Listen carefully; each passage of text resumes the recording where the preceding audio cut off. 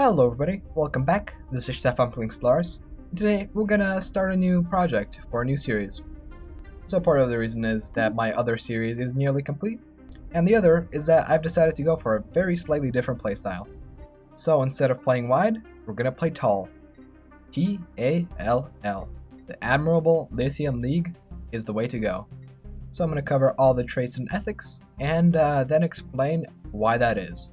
So for traits, we're going Industrious, Communal, Traditional, as well as Sedentary and Wasteful. This gives us a 15% mineral bonus, as well as a 10% unity bonus, with Communal giving 2.5% bonuses across the board once happiness is above 60%. I've decided to go for Tundra World because it has the highest chance of spawning mineral and engineering research, and that is what we want to go for. Minerals are obviously one of the top priorities, and engineering will really help us get the megastructures. Now as for ethics, we're going with regular spiritualists with fanatic pacifists. So I've chosen spiritualists for the obvious 10% monthly unity bonus, as well as unique buildings. Going spiritualist allows you to build buildings that are basically auto-chain monuments and their upgrades, but give you about 50% more unity production. Plus, you have certain edicts that you can do that will increase your unity production even further. Now, Fanatic Pacifist is pretty much the worst ethic you could choose in virtually every situation, but this. So instead of expanding and going to war, we're gonna turtle really hard. Now, Fanatic Pacifist gives us a plus 10% pop research production bonus across the board. We are obviously going with the Dictator, not only because it is clearly the best government form, but also because it gives us a chance to roll a 10% unity bonus, and or a plus 10% mineral bonus. Now Dictatorial is superior to Imperial once you actually start changing leaders.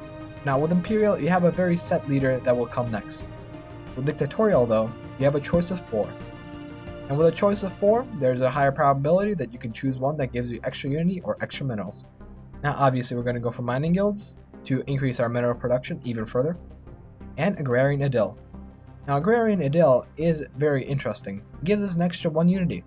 However, it has the very strict requirement of having the Fanatic Pacifist ethic. Now do not worry, Agrarian Idyll is not something that's going to stick around for long.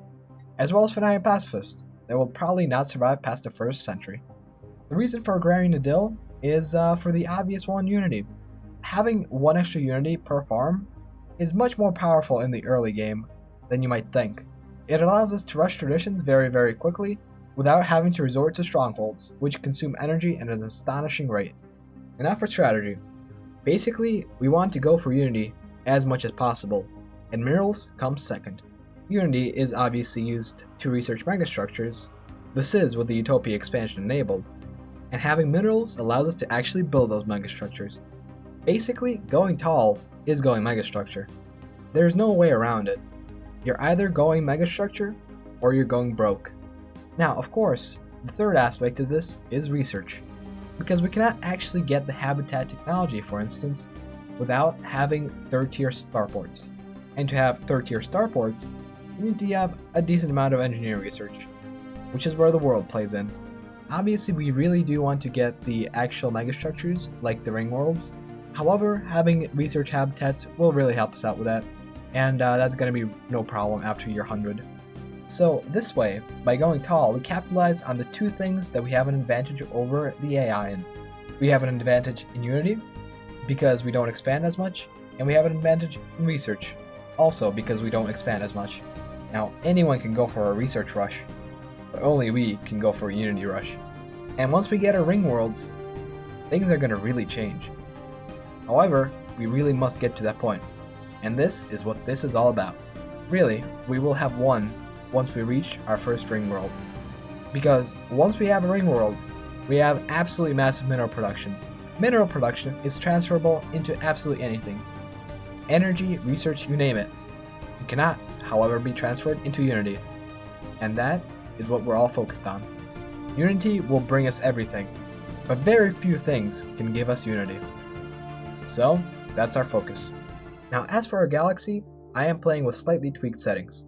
We're going for a large 2-spiral galaxy, which is normal enough, but we're going for 20 AI empires, which is on the high end of the spectrum. We're also going for no advanced AI starts because that is BS. And we're going for reduced habitable worlds.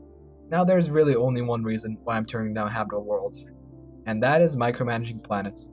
Plus, this simulates a more realistic scenario in the galaxy, since having a habitable world every other system is unrealistic. I've also turned down the endgame start year by 25 years, that is to have the events start earlier, and so we can be less prepared for them, and that should be more fun. Now, the gem of this whole thing is that we're going Grand Admiral, with high AI aggressiveness. We do have scaling on, however, but that is slightly offset by the fact that our endgame start year is decreased. Now, having random empire placement will mean that we have slightly more space to develop our territory.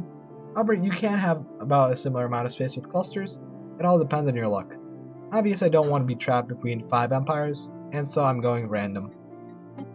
And also, we cannot go Ironman for achievements, and that is because I'm also running some mods. Now, I didn't stop on the difficulty with Grand Admiral and high AI aggressiveness. No, we have a couple mods for that. Specifically, we have Enhanced AI and Glavius' Compatible AI mod. Now, while standalone, Enhanced AI or Glavius' Compatible AI mod will make the game much more difficult, having both of them will add that cherry on top. I'm also gonna turn on Immersive Galaxy-Nightfall, Beautiful Universe, Downscaled Ships, and Real Machine Worlds. And all these are purely graphics mods, so they're not gonna affect gameplay in any way, shape, or form. Now, let's cover the DLCs. Now, I am playing with Horizon Signal, that may or may not appear. Chances are it's not. We have Utopia, which is the biggest component to this whole thing. Because without Utopia, we cannot do megastructure. And without megastructures, we can't really play tall.